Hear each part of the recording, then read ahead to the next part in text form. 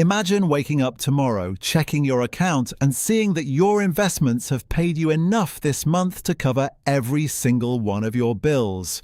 Rent or mortgage, food, the lot. You don't actually need your job anymore because your money now works harder than you do. Most people assume that takes millions. They assume it's for someone else. A footballer, a founder, somebody who didn't start on a normal UK salary. That's just not true. And today, I'm going to give you the actual number you'd need invested to walk away, whether you earn 20,000 a year, 40,000, or 100 grand plus. Stick with me because by the end you'll have your number, the real price tag on your freedom, and a simple, boring plan to actually get there. Here's the problem with how nearly all of us are taught to think about money. We're taught to chase a bigger income, the next promotion, more overtime, a side hustle, all of it pointed at the same thing. Earn more, earn even more. Now, earning more isn't bad, but for most people, it's the wrong goal. Because a bigger income doesn't actually buy freedom. It just quietly raises your lifestyle, raises your tax bill, and leaves you exactly as dependent on your employer as you were before, just with a nicer car on the drive. There's a different question almost nobody asks, and it's the whole point of this video. Not, how much do I want to earn? Not, what would make me look successful? Just this. What would it cost me to never have to work again? What's the actual price tag on my freedom? Once you know that number, work changes. It stops being something you have to do and becomes something you choose to do. There's one piece of maths that makes all of this possible. It's called the 4% rule, and once it clicks, you'll never look at your salary the same way again. Here's the idea. If you've got a pot of invested money, say in a stocks and shares ISA, history suggests you can withdraw around 4% of it every year, and your pot still keeps growing over the long term even while you're taking that money out. You're not eating into it, you're living off the growth. Put real numbers on it. £500,000 invested gives you around 20,000 a year. 750,000 gives you roughly 30,000 a year. $1 million gives you about 40,000 a year. Notice the pattern. Every extra 250,000 invested adds roughly another £10,000 a year for the rest of your life, without you working another day. That's the whole game. Your job pays you a wage.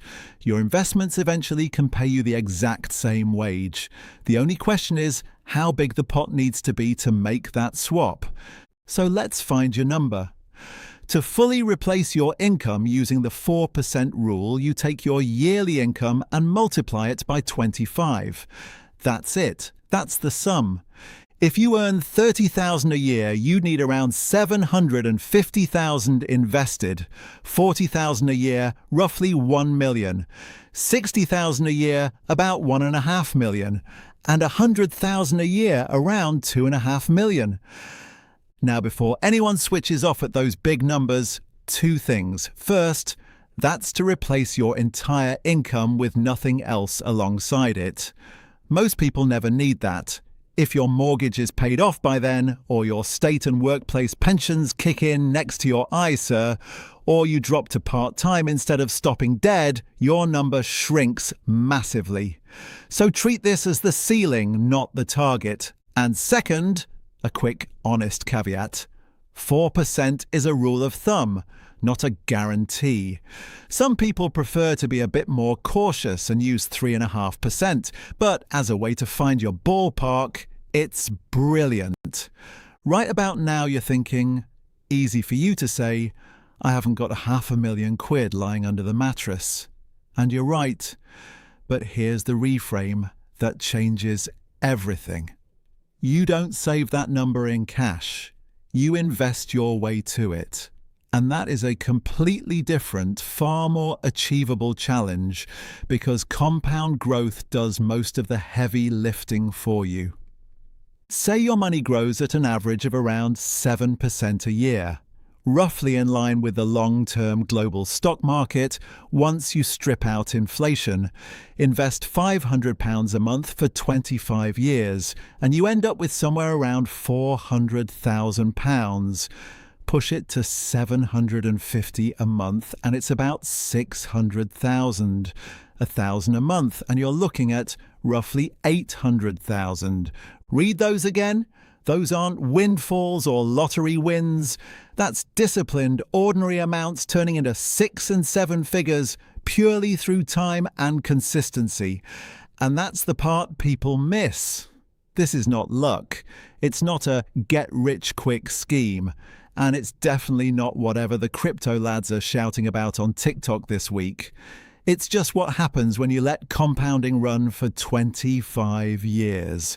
Think of it like training. No single session in the gym transforms you, but 300 of them, month after month, quietly build something you can't believe. And here's where being in the UK works massively in your favour. And honestly, not enough people appreciate it. Unlike in America, where investors get taxed on gains all over the place, we've been handed some genuinely brilliant tools. A stocks and shares ISA lets you invest up to £20,000 a year, and every penny of growth and income inside it is tax-free forever. Then there's a SIP, a self-invested personal pension, where you get tax relief going in, so a basic rate taxpayer effectively turns £80 into £100 instantly, and a higher rate taxpayer claims back even more. And the workplace pension, if your employer matches your contributions, that's free money added straight to your number. Turning it down is turning down part of your own pay. These aren't just savings accounts, they're wealth-building machines the government literally built to get you to your number faster. And most people use a fraction of what's on offer. If you're serious about hitting your number, your ISA and your pension are doing more for you than almost anything else I could tell you. Now, let me reframe something before we finish, because it matters. The goal was never really £1 million. That number on its own means nothing. $1 million to someone who needs 80,000 a year is a totally different thing to $1 million for someone who needs 30. The real goal, the only one that actually matters to you, is this. The month your investments pay you more than your employer does. That's the finish line. Not a round, impressive-sounding number. The point where the income from your portfolio matches and then beats the income from your job. Once that happens, everything changes. You're not chasing wealth or quick money or looking rich. You're just quietly, calmly, financially free. Let's make it real with one example. Say you're 35. You start putting £750 a month into your ISA and SIP combined. Every time you get a pay rise, you nudge that contribution up, even by a little. And crucially, you stay invested through the dips, the crashes, the scary headlines. You do not panic sell.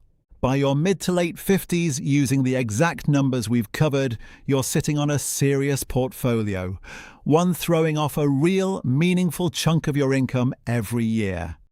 Keep going or start a few years earlier, and it crosses into replacing your salary entirely, and work becomes optional. Not because you got lucky, not because you got rich the way people imagine, because you quietly built an income-producing portfolio, one boring month at a time. That's genuinely available to almost anyone watching this, starting today. So here's the whole thing in one breath. Most of us have been taught to chase a bigger income our entire working lives. But the real goal was never earning more. It's needing less from your employer. Because the moment your investments replace your income, nobody can take your freedom away. Not a bad boss, not a redundancy letter, not a recession, nothing. Work out your number, your income times 25, Then start feeding it, month after boring month. Tell me down in the comments, how much would you need coming in every month before you feel comfortable walking away from work for good? I read them, and I'm curious where your number lands.